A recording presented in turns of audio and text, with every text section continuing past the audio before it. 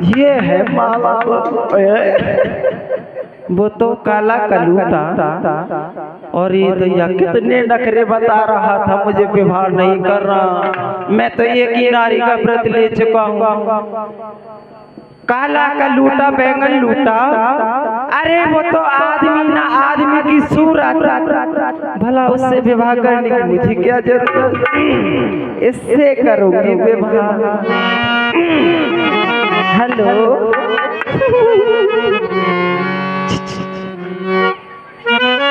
नहीं सुन रहे हो? आज लक्ष्मण इस भयावन जंगल में क्या देख रहा है? एक देवी अकेली विचरण कर रही है कि ऐसा तो नहीं कि इस वन फकट की बन देवी स्वयं आज इस वन में विचरण करने के लिए आ गई हो। कहिए देवी।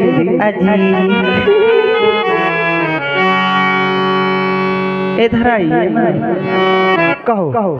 देखिए इतनी दूर से बात मत कीजिए, पास आइए।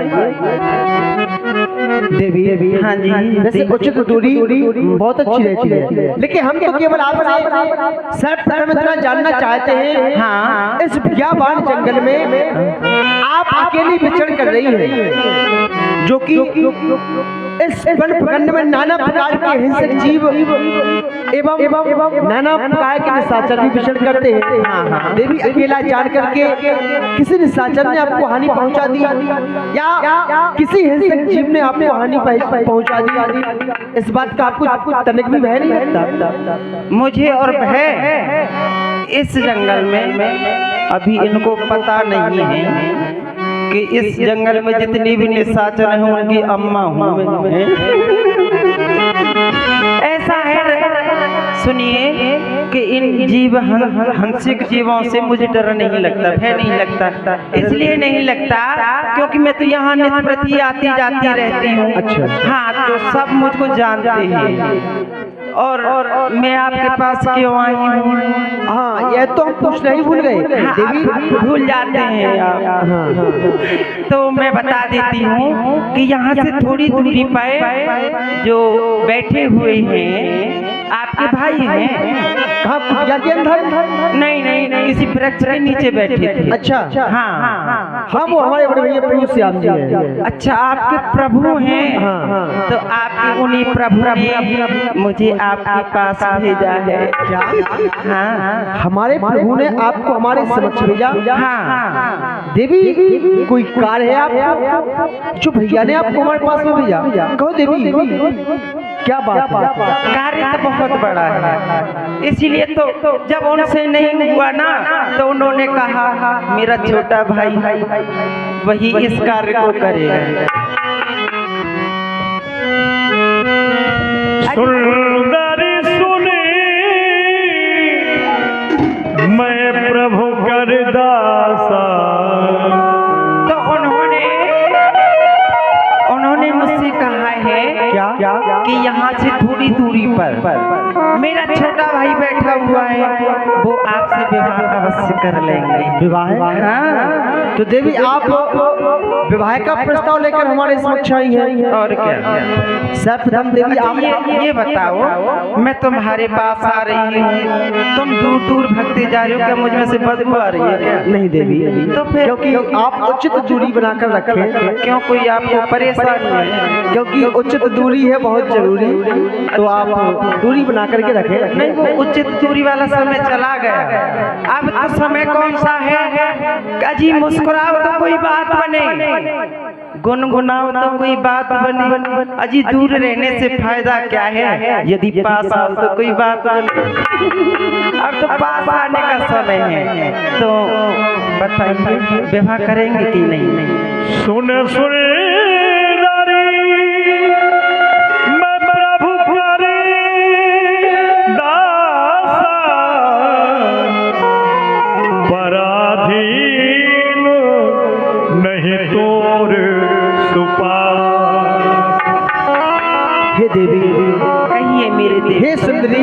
हाँ देवता, मैं तो प्रभु श्री राम जी का दास हूँ, पराधीन हूँ, और तुम्हें हमारे जैसे वनवासी के साथ में रहकर कभी सुखों की प्राप्ति नहीं होगी। प्रभु समरथो कौशलपुर प्रभु समरथो कौशलपुर राजा जो कछु करगे उन्हें सब छाया जो कछु करगे उन्हें सब छाया। क्योंकि भैया तो समर्थवान है, यहाँ तक कि नहीं बल्कि वो तो कौशलपुर के राजा भी है।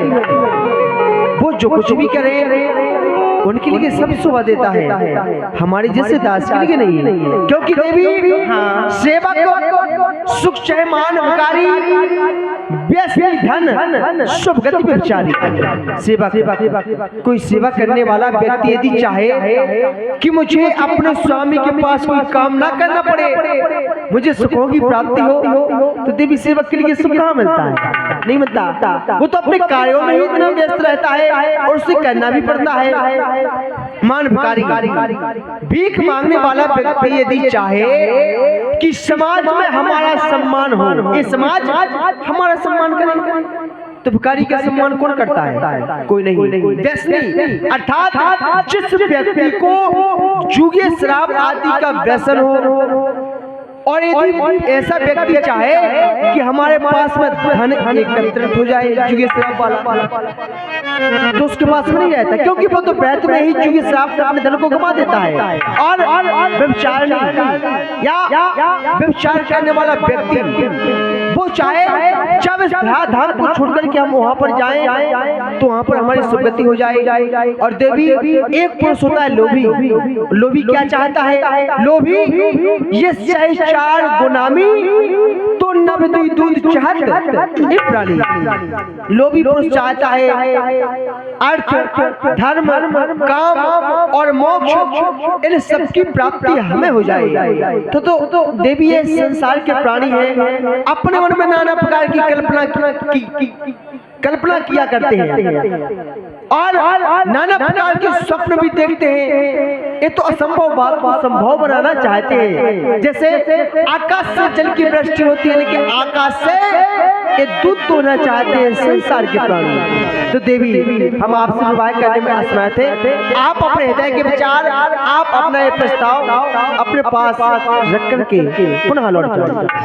हो गए आपके प्रवचन।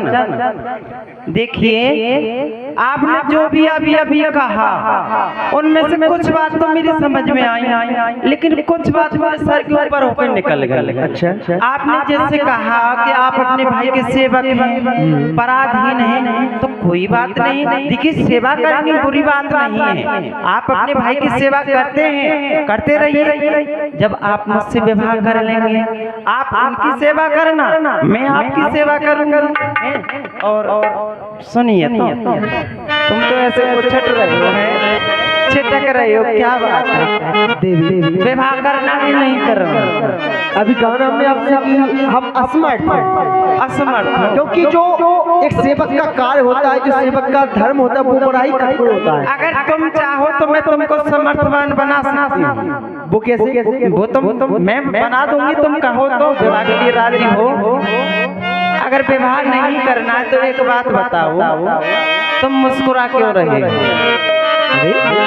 ये भी कोई बात जब विवाह नहीं करना है तो साफ साफ मना करो कि मुझे विवाह नहीं करना। देखिए देवी ऐसा है कि बांट सको तो खुशियां बांटो, यदि घटा सको तो दर्द घटाओ। अच्छा, जिन आंखों में अश्क भरे हो उन आंसुओं को पोंछ दिखाओ, क्योंकि इस धरती पर स्वर्ग बनाना हम सबकी जिम्मेदारी है। हंसना एक खुमारी है और रोना तो बीमारी है।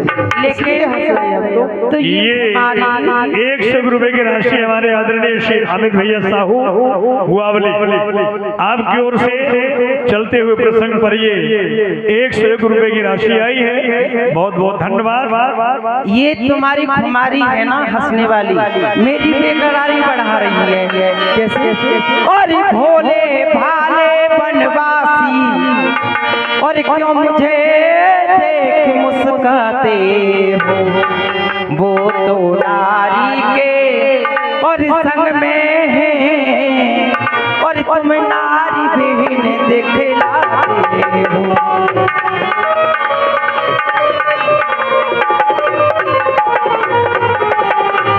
और तुम भी उनके जैसा मुझको और उत्तर देना खुरखुरा नहीं, और तुम बना बनो बरनी हो,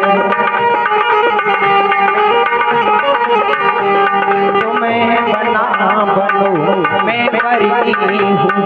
ये संबंध भी कुछ बुरा नहीं, तुम बना बनो।